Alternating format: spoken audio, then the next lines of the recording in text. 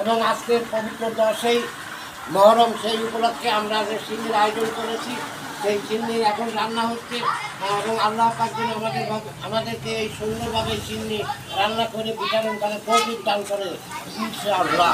আল্লাহ, আপনাদের মনোগতি কি, মনোভাবটা কি, আপনাদের অনুভূতিটা কি? আপনারা যে সিন্নিটা করছেন 10-এ দিয়ে এক জায়গায়, তে আপনি তো কিছু বলেন মিশুক ভাইয়া? যাক আলহামদুলিল্লাহ। আর উনি ভাইয়া আপনার পরিচয়টা দেন, আপনার নাম? আমার নাম রাজুরাজ। রাজুরাজ, যাক আলহামদুলিল্লাহ, ভালো লাগলো যে আপনারা এভাবে সিন্নি করছেন। আমাদের চ্যানেলটার নাম একটু বলতেন, যাতে দর্শক সামনে রাখে যাতে সবসময় সাবস্ক্রাইব করে দেয়, একটু বলে দেন তাহলে। এমনি মামুন, আচ্ছা, এই চ্যানেলটা আপনারা সাবস্ক্রাইব করে দেবেন, বেশি বেশি শেয়ার কপিলিং করবেন।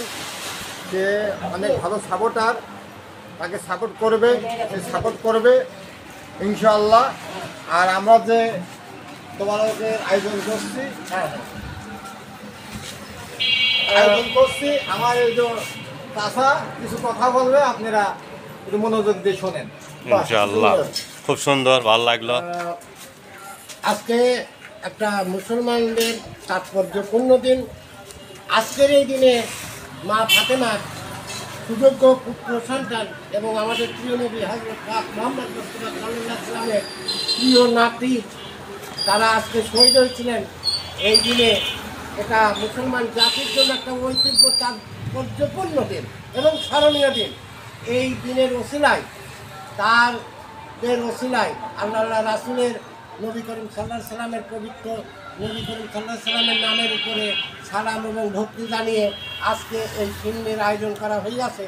আমরা সকলের সহযোগিতায়, একজনের ওসিলা এবং সহযোগিতা সকলের, আমরা আজকে সিন্নি প্রতি বছরের ন্যায় আজকেও আমরা আয়োজন করছি। আমরা আশা করি আপনাদের সকলের সহযোগিতায় আগামীতে আরও অনুষ্ঠান করা যাবে এবং আজকের এই সিন্নি মাগরিব বা মাগরিবের নামাজের পরে আমরা বিতরণ করা শুরু করব ইনশাআল্লাহ। ইনশাআল্লাহ। এই যে আমাদের রান্না চলছে, হ্যাঁ, বেশ রান্না চলছে অবশ্য। ইনশাআল্লাহ আমাদের সঙ্গে থাকবেন আপনারা, আমাদের চ্যানেলটা সঙ্গে থাকবেন, চ্যানেলটা সাবস্ক্রাইব করবেন সবসময়ের জন্য, সবার আগে যাতে আমাদের ভিডিওটা আপনাদের সামনে আপলোড দিতে পারে। ইনশাআল্লাহ আমাদের আঙ্কেল এই যে আরেকজন আসছে, দেখতে দেখতে যাচ্ছে, হ্যাঁ, রাস্তা অনেকজন আছে, সবাই আসবেন ইনশাআল্লাহ, হ্যাঁ, সবাই চলে আসবেন, হ্যাঁ, রাস্তা অনেক মানুষজন দেখা যাচ্ছে। ইনশাআল্লাহ ভালো থাকেন, সুস্থ থাকেন।